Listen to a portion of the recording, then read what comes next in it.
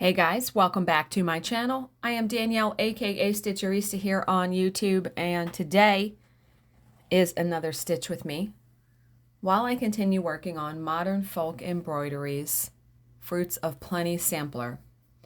I am stitching this with DMC 3750, the blue color, and the green color is DMC 958. And I am stitching it on 28 count Joblin and lamb's wool. Enjoying it very much. Really, really love it. So today is also a true crime story time, as I always do. And today's story is another unsolved mystery. It is called Gone in the Night. Now, I had done this story way back when I first started doing true crime, and if you follow my channel, you know I had to delete a bunch of videos, so this is one that was deleted, I'm pretty sure, because it was at the very beginning. So we will do it again now. So Jeff Rupp could hardly believe his eyes. It was 4:00 a.m. on a rotten February morning in Shelby, North Carolina, freezing cold and with rain pouring down from the inky sky. And yet, here on the hard shoulder of North Carolina, NC 18, was a tiny figure, a child, braving the elements as she walked doggedly along the road. Perplexed, almost believing that he was seeing things, Jeff applied the brakes, bringing his 10-wheeler to a skidding halt on the slippery blacktop. And he thought to himself, something's wrong here because no child should be out at this hour, least of all in such horrible weather. It took several maneuvers to turn the truck around on the 2-lane highway. Once he managed it, Jeff began driving slowly back to the spot where he had seen the child. It was raining harder now, so hard in fact that he missed her on his first pass. Turning the truck again, he headed back, and now he saw her. A little African-American girl no older than 10, soaked to the skin in a long-sleeved white t-shirt and white pants, a book bag slung across her back. Stopping his truck behind the child, Jeff leaned out of the cab and called out to her, and he wasn't prepared for what happened next. The child suddenly bolted, leaving the road and disappearing into a wooded area that ran alongside. So now Jeff has a problem, right? He couldn't leave his truck there obstructing traffic to go after the little girl, and he had little chance of finding her in the dense woods anyway. So confused, he decided to drive on, and later that day he would see the child again, this time on TV, and he probably thought, oh, holy shit, right? By then, the story of Asha Degree's strange disappearance was the biggest news story to hit the area in recent memory. Asha was the daughter of Harold and Ikela Degree, the sister of O'Brien, who was a year older than her.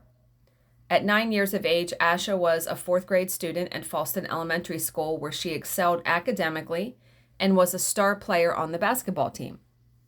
Harold and Ikela were church-going people, and they were extremely protective of their children.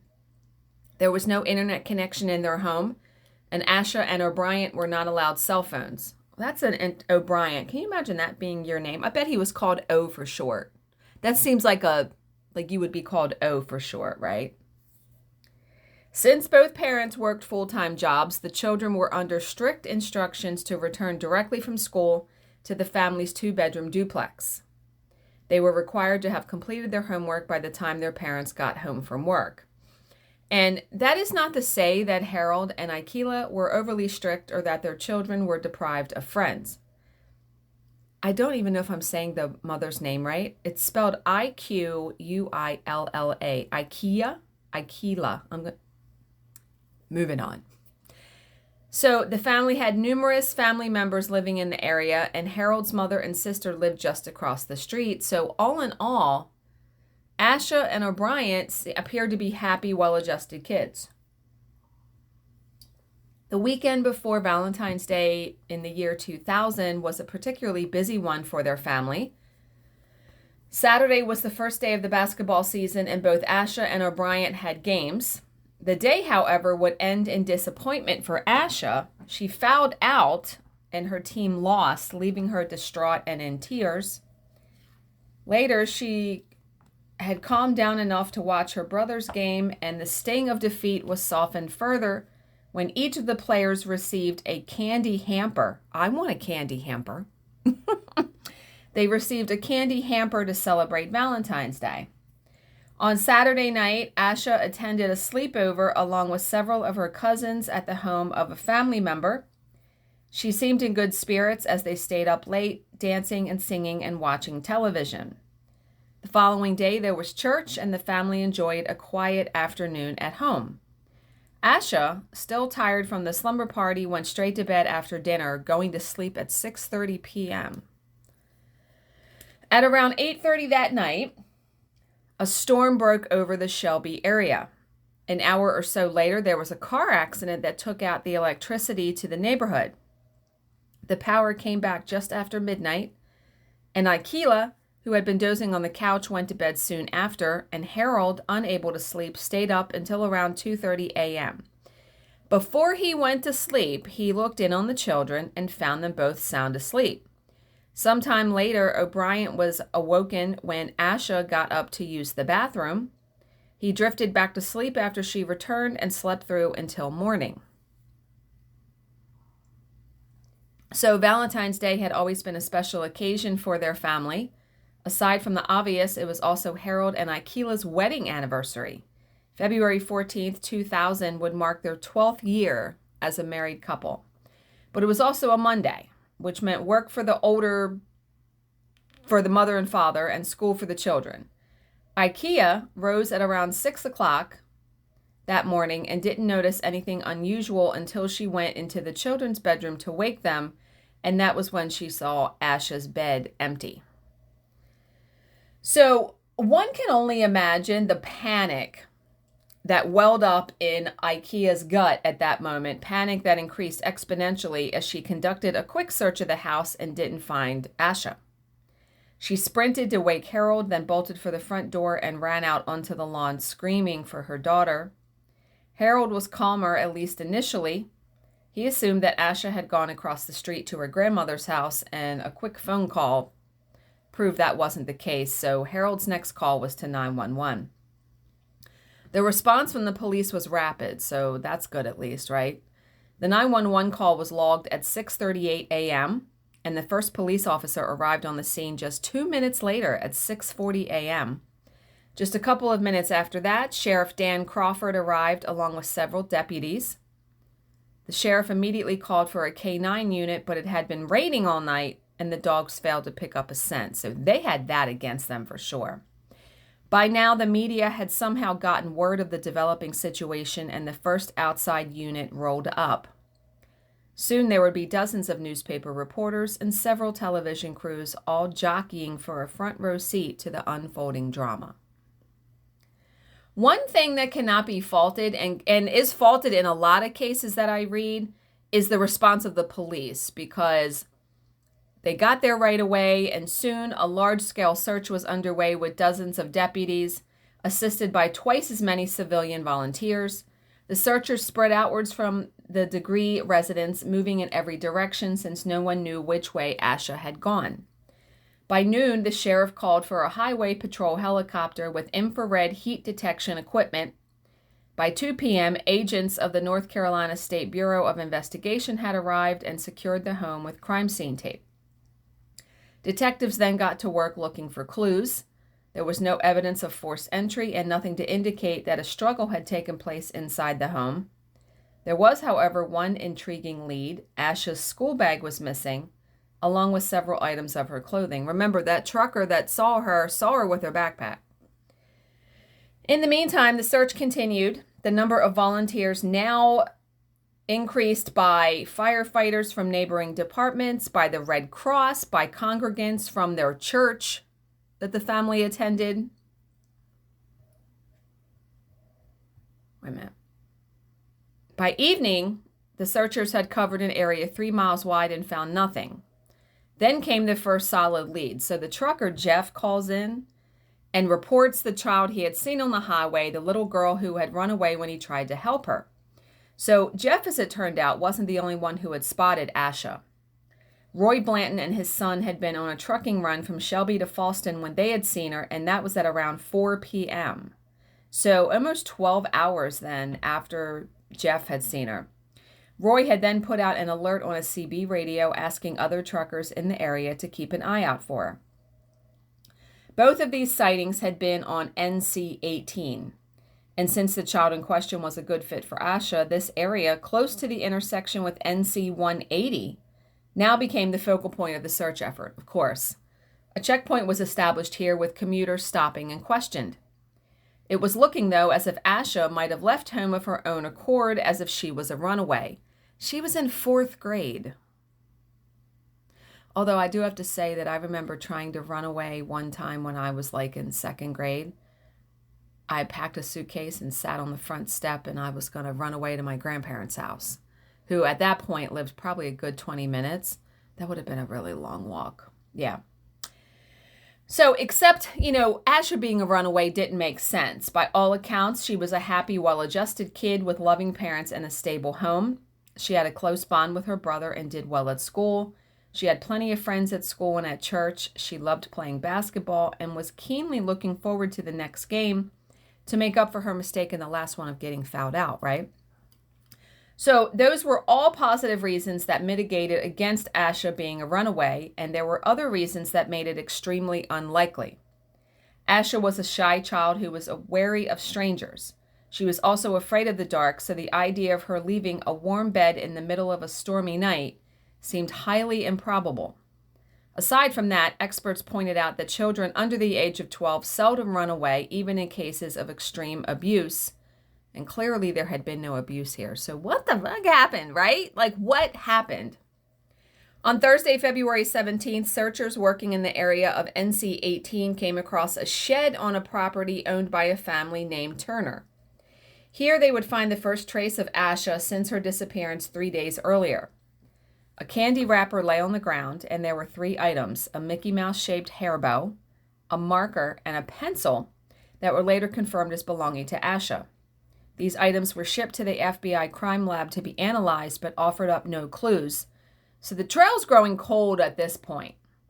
By Monday, February 21st, Asha had been missing for a week. 9,000 man-hours had been spent, and every inch of a 3-mile radius around her home had been scoured, and there was no trace of this girl. Over the next 18 months, can you even imagine? Detectives continued to work the case, diligently chasing down any lead they received, no matter how trivial. Then on August 3rd, 2001, there was a major break, although not necessarily a promising one. A construction crew was breaking ground on a project in neighboring Burke County when they unearthed an unexpected find: a child's book bag. Oh boy. The construction site was about 6 miles south of Morganton, 30 miles from where Asha had last been seen. The backpack was wrapped in 2 black trash bags and buried in a spot about 50 yards from the NC 18 highway. Okay, I can't imagine Asha would bury her own bag in trash bags, so it makes you think that somebody abducted her, killed her, buried her stuff. Any doubt as to who the bag belonged to was resolved when Asha's name, address, and telephone number were found on a label attached to the bag, and the clothing items stashed inside were also identified as hers. So it's also strange about the clothes, like she packed like she knew she was leaving. So odd. However, some of the items found inside the book bag only served to deepen the mystery. The first was a Dr. Seuss book, McElligot's Pool. McElligot's Pool, yeah. This had been checked out of the Fallston Elementary Media Center, but not by Asha. The second was a New Kids on the Block t-shirt, which Harold and Aikila were certain did not belong to their daughter. So who did these items belong to, and how had they ended up in Asha's bag? The police were convinced that the answers to those questions held the key to Asha's whereabouts. All of their inquiries, however, ran into frustrating dead ends, and they would not be resolved in the months that followed or in the years to come. I don't know as a parent how not knowing you ever get over it, right? In 2015, with Asha now 15 years gone, 15 years, the FBI put up a $25,000 reward for information. This was supplemented by a community organization that added $20,000. In the meantime, investigative efforts continued behind the scenes. Cleveland County Detective Tim Adams had come out of retirement the previous year to head up a reinvestigation of the case. The FBI and state police also remained actively involved, meeting several times a month to compare notes. These efforts appeared to bear fruit in 2016 when a tipster reported that Asha had been seen getting into a green Lincoln Continental Mark IV, or possibly an early 1970s Ford Thunderbird, on the night she went missing. According to the informant, the car had rust around its wheel wells, but this lead, like all the others, led nowhere. So it has now been 2 decades since Asha, so 20 years since she left home in the middle of the night and disappeared. In that time, several theories have been put forward to explain what happened to her, and none of these have come close to unraveling the mystery. It is generally accepted that Asha walked out of the apartment of her own free will, but why? Yeah, why? She had had a good weekend, according to her parents' description. Some have suggested that she was still upset over the basketball game, that she was afraid to face her teammates that Monday morning, afraid they would blame her for the loss, which doesn't make sense because she had a slumber party with them, right? That doesn't, no. But so afraid that she would walk away from everything she knew and loved in the middle of the night, in the middle of a storm. Like, none of that makes any sense. This was a child who was afraid of the dark, remember, so that reasoning doesn't ring true.